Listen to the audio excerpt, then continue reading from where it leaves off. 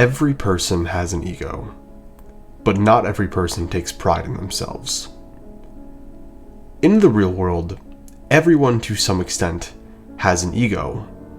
It's the part of one's mind that decides who you are, a sense of personal identity. And one's ego can manifest in a number of different ways, depending on the person. However, in the traditional sense, when you say that someone has an ego, meaning an inflated sense of themselves, the better word for that description would be arrogance. To be arrogant means to have an inflated sense of self-importance, and to act superior to others, often with a condescending attitude. And arrogance is something that I personally believe every single human being ends up suffering with at one point in their life. Whether it be an argument that one refuses to let go of or drop, a game or competition that no one likes to lose, or something as simple as thinking you are better at something than you really are, to an extent, every person has been arrogant at least one time in their life. But with that being said, a lot of people associate arrogance with pride. And while I do understand why they sometimes overlap, I personally view them as two entirely separate concepts. Pride is the ascended form of arrogance. When a person takes pride in themselves, they should be dedicating their entire being to being the best version of themselves. But the first step in doing this is dropping the arrogance that was holding you back to begin with. Because the arrogant man will never admit to being wrong, while the prideful man will in order to never be wrong again. An arrogant person will refuse to lower themselves because they believe to be above it, while a prideful person will know that sometimes the most powerful move that one can make is a simple bow. Taking pride in oneself is a commitment to being the absolute best version of yourself, even if that means lowering yourself in the short term in order to climb higher in the long run. And no two characters better symbolize this idea than Cersei Lannister and Daenerys Targaryen from A Song of Ice and Fire. While Cersei and Dany are two characters that don't really get talked about a lot together, due to the fact that they are such different people, when you actually start to pull apart the text, the similarities in their stories are as clear as day. They are mirrors to one another, two characters that are foiling each other. Not because they're exactly the same, but because they're symbolic of what the other could have been if they've made different choices. For starters, they start their journeys in cages. Cersei in a political cage. She's born high, but still told to stay quiet, to simply look pretty, marry well, and just do her job. While Daenerys is literally sold, used, and passed from person to person like if she were livestock. Beyond that, both characters lose their mothers at a young age. They both live in the shadow and legacies of people that came before them. They are both told stories about who they should be or ought to be, and they both claw their way to power inch by inch. But how they use that power is the key difference between Cersei and Daenerys. Starting off with Cersei.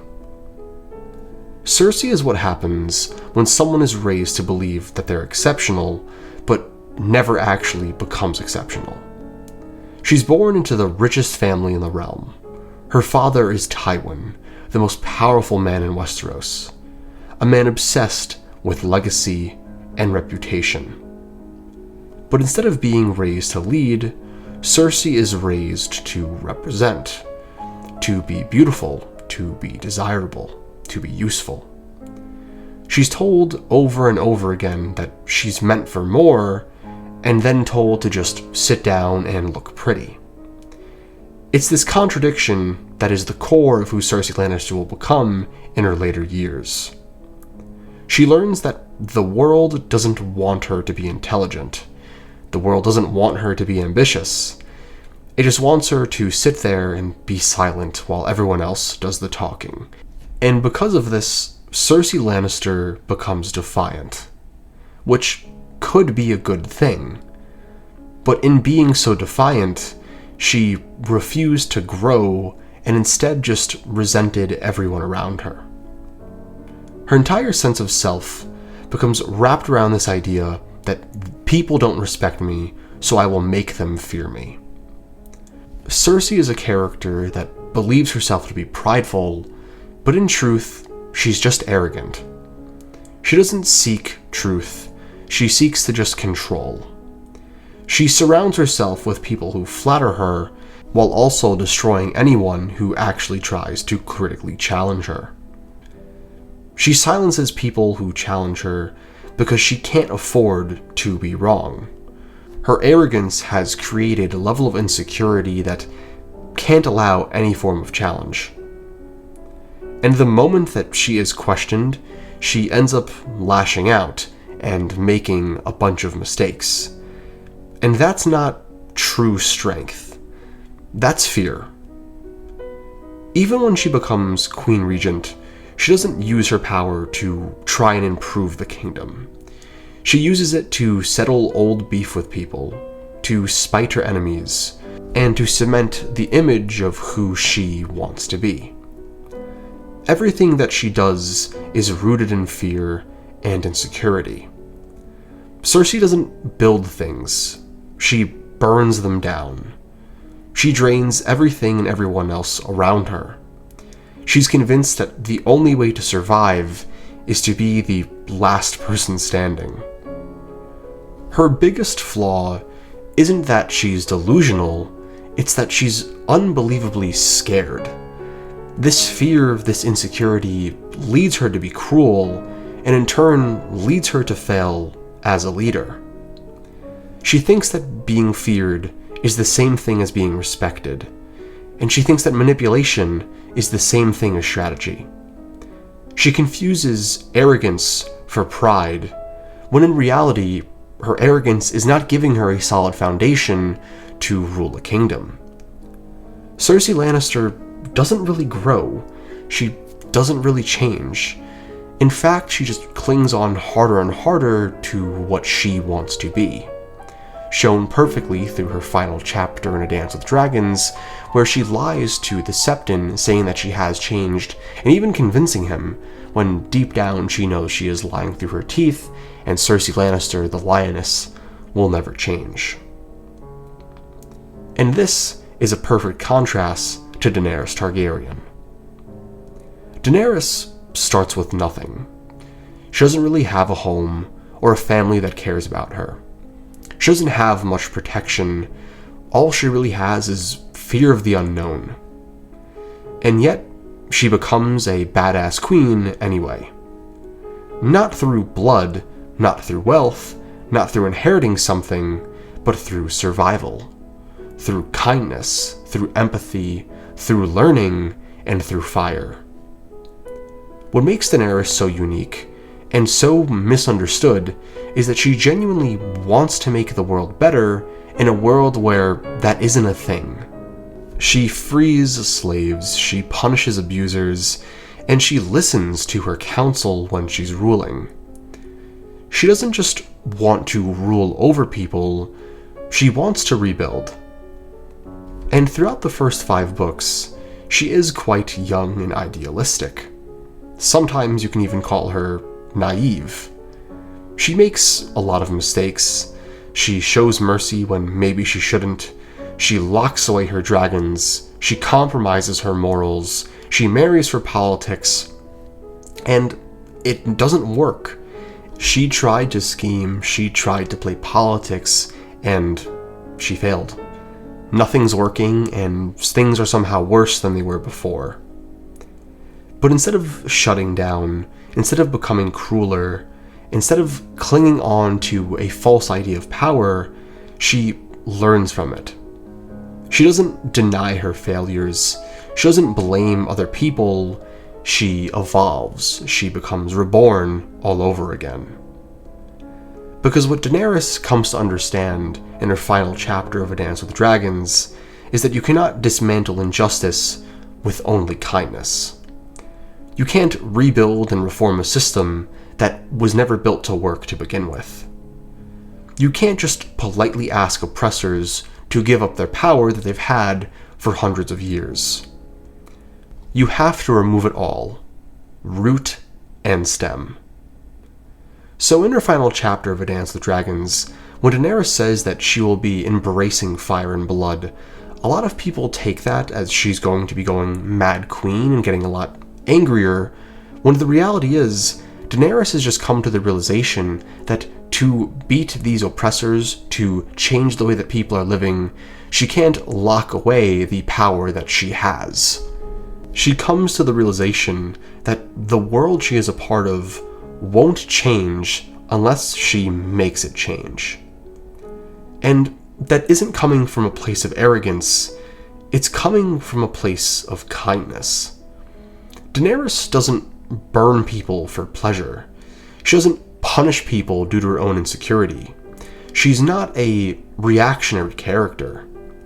She gives people chance after chance after chance. She spares people who openly betray her. She negotiates with oppressors, and she listens to people who openly doubt and mock her. And every single time so far, it's backfired. And still, she's committing, she's growing, and she's trying to be better. Because Daenerys Targaryen isn't trying to sit on a throne to just feel important and cool. She's trying to make sure that the world actually changes, that it actually becomes better. Her entire journey is about creating a better world, not trying to hold on to the old one. And it isn't for her, it's for her people, for her children, for her vast cities that she loves. At the end of the day, Daenerys Targaryen and Cersei Lannister are two characters that are much more alike than people realize. But the key difference between the two of them is the way they go about obtaining and creating power. Cersei is a character who is fueled by arrogance, someone who will do anything to hold on to the little bit of power that she has and is only focused on herself. Cersei Lannister is a character that rejects growth, a character that is unbelievably stubborn in believing what she believes and doesn't think that she should change. She believes that the entire world should change for her. While Daenerys Targaryen, on the other hand, is a queen who truly takes pride in herself and her rule. Daenerys is a character that genuinely cares about her people, genuinely cares about her message, and genuinely cares about the world that she wants to create. Instead of being unbelievably stubborn and closed-minded, Daenerys is quite open-minded. She listens to the people around her, she accepts when she's wrong, she accepts when she's naive, and she literally lets people get away with murder due to the fact that she believes in mercy. And it drives me crazy that people believe she is going to go Mad Queen like she does in Season 8 because of this final chapter, when I really think Daenerys 10, A Dance with Dragons, is symbolizing the fact that she isn't doubling down on becoming a worse person, but that she's doubling down on becoming a better one, just in a different way.